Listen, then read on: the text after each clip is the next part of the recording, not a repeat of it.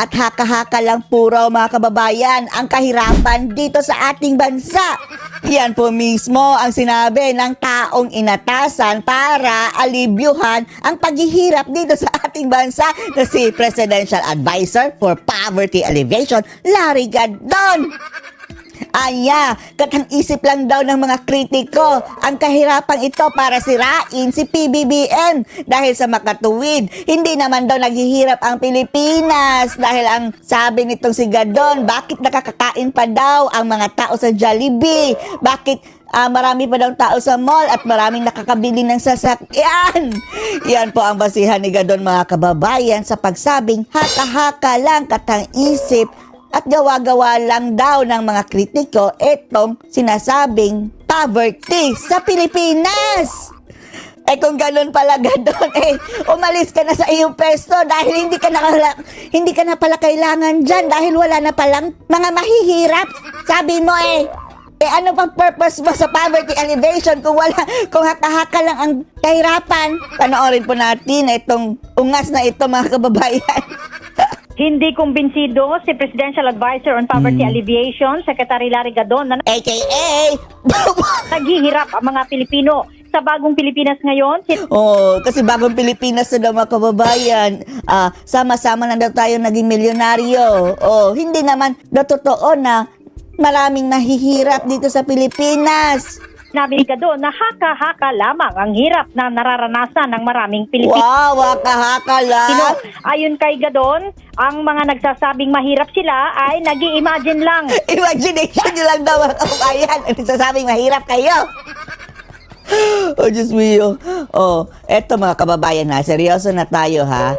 Paano mo masusolusyonan ang isang problema na in the first place, hindi mo ina-acknowledge na may problema ka? Opo mga kababayan, yan po mga ugali ng mga narcissistic mga kababayan. Hindi nila nakikita ang problema hindi nila ina-acknowledge ang problema. So paano mo masusolusyonan ang problema na in the first place? Sabi nito si Gadon ay haka-haka at katang-isip lang itong paghihirap. Paano ka nalagay dyan? Na poverty alleviation ka nga, di ba? Kaya pala walang ginawa ito si Gadon, di ba? Wala tayong narinig na ginawa ito si Gadon sa kanyang programa dyan dahil hindi siya naniniwala dyan sa kahirapan. Dapat pala i-abolish siya pala yung opisina mo Gadon, poverty alleviation. Ilang bilyon ba ang pondo mo dyan? Yung pagpapakain-kain daw, batang busog malusog, BBM movement niya, napakain daw sa mga estudyante. Sana, kaltasan ka na, alisin ka na lang, i-abolish na lang yan Gadon kung hindi ka naniniwala na mayroong mahihirap dito sa ating bansa. Makikita naman anya ang dami ng tao na nasa mga mall at fast food chains. Wow, Masyado rin ang lalim ng pag-iisip ni Gadon mga kababayan. anyang maraming sasakyan sa kalsada. Marami daw sasakyan, traffic, marami daw nakakabili. Na nagdudulot pa nga anya ng matinding traffic. Bakit nyo naman sasabihin mahirap ang Pilipinas? Ayon kay Gadon, patunay ito na marami ang nakabibili ng sasakyan Diyos o mataas mio. ang kakayahang makabili o ang kanilang purchasing power, nangangahulugan anyang maganda ang ekonomiya ng bansa. Hindi yan nangangahulugan. Hello Gadon, isipin mo lang hindi naman buong Pilipinas ang mahirap ha. Kaya nga mayroong class A, B, C, D, E. Etong class A and class B, yan siguro ang tinutukoy mo hindi mahirap. Pero bakit mayroong class B? Yung nasa laylayan talaga. Ang iniisip nito yun na nasa lansangan lang. Klaro mga kababayan na hindi ito nagpupunta doon sa mga lugar talaga na mahihirap. Para makita mo Gadon, kumakain na nga ng yung mga tira-tirang pagkain. Diyan ka kasi nakatingin sa mall. Ibig sabihin, laging nagtatambay ito sa mall. Bayan, laging naglalakad sa traffic o reklamo, ganyan. Ano bang trabaho mo? Dapat pumunta ka doon sa talagang area na mahihirap.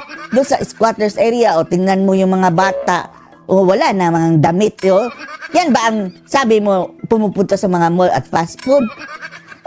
Tingnan na lang natin ng class A, B, and C. Yan ang nakakapunta sa mall. Pero mas marami ang D at E. At kung ibig sabihin mo, Gadon, na lahat ng tao nakakapunta ng mall, wala nang space. Diba? Tapos, kung bawat tao may sasakyan, saan pa sila dadaan? Kung gayon, 100 million plus Pilipino Tapos ang basihan mo lang ay ang sasakyan dahil traffic. Sana ang ating mga kababayan ay patuloy na suportahan ang Hoy, ikaw, suportahan ka. Marcos administration. Ay, nako, Diyos mio. Ikaw ang nakakasira doon eh. Ang sa tingin natin ha, ang the best way na matulungan mo ang iyong principal, si PBBM, ay umalis ka dyan dahil a disgrace mga kababayan, etong nilagay para maibsan ang kahirapan pero hindi ina-acknowledge ang problema na mayroong mga mahihirap dito sa ating bansa. Alis! Sapagkat sa totoo lang, yung mga nagsasabi na napakahirap ng buhay, sila lang nagsasabi niya, haka-haka lang Haka-haka lang daw. nila yan. Pero ang katotohanan, Jesus! magpunta ka sa mga mall, punong-puno. Oh, ay punong-puno ang mall dahil hindi yan mahihirap doon. Eh kung sasabihin natin na lahat ng Pilipino ay magpunta sa mall, wala nang space, siksikan na yan. Ilan lang ba ang mall dito, o di ba? At kung titingnan mo, yan talagang nagpunta sa mall. Ang may kaya, hindi naman nila nagsasabing mahirap sila. Ibig sabihin mga kababayan, tambay ito sa mall. Ibig sabihin, mataas ang purchasing power ng mga tao. Pumunta ka kahit sa mga probinsya, yung mga branches ng mga fast food, Eh bakit mayroon pa kayong poverty alleviation kung ganon? Jollibee, McDonald's, punong-puno. Punong-puno daw ang McDonald's. I-ask mo sila doon, may trabaho ba kayo? O meron niyang mga trabaho. Yun lang ang yung may kaya. Tapos, hindi man lahat may kaya, pero at least mayroon sila mabubunot. Example na lang doon ha, yung makikita mo sa mga Jollibee. Sa labas nga ng mga Jollibee, mga fast food, ang daming nagpapalimos. Yan doon, mga katulad niyan. Tanungin mo sila kung saan sila nakatira tapos puntahan mo ang kanilang bahay, ang kanilang community. Andon ang mga mahihirap. Wala dyan sa mall, wala dyan sa Jollibee. Hindi ka talaga makakita ng mahirap dyan. Ibig sabihin, mataas ang purchasing power ng mga Pilipino. Lumabas ka ng kalsada. Smart, napakaraming mga bagong kotse. Yan ang basihan mo, bagong kotse. Ay, di mo. Nakaka-traffic. Jablo ibig sabihin itong yan? utak ni Gadon, no? Marami nakakabili ng kotse, marami nakakabili ng sasakyan, which means Sandwich! Pati sandwich daw mga kababayan. Kumakain lang ng sandwich, hindi ka na daw mahirap. maganda ang ekonomiya. So, Hindi ina-acknowledge ang problema. So, paano mo susolusyonan ang kahirapan kung hindi mo yung na-acknowledge? mga nagsasabi na hindi maganda yung pamamalakad ng administrasyon, ano yan, mga dati nang naninira yan. Yan ang sinasabi mga kababayan. Yan na lang ang, sa tingin natin, palusot na lang ito ni Gadon dahil incompetent ito siguro. Hindi niya kaya. Wala na siyang hindi niya kayang supuin ang kahirapan na siya ang inatasan.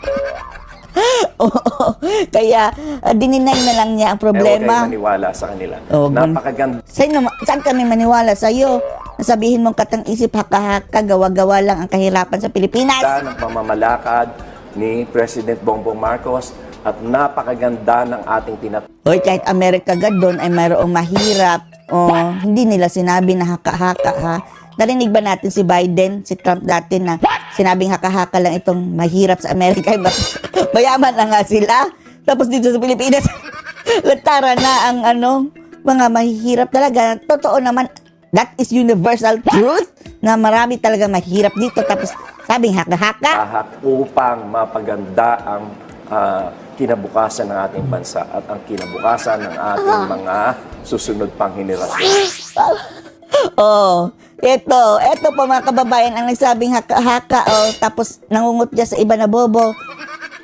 Tingnan nyo, normal pa ba ang pag-iisip Hindi na ko- ganyan ha? Ang purpose sa face mask ay para hindi ka ilapat mo sa iyong ilong. Eto, idinikit lang sa face shield. Ay nako, ganyan po ang uri ng mga leader natin ngayon, ang naupo sa pwesto mga kababayan. Ganyan po ang mag-isip. Ano po masasabi nyo? Post your comments below.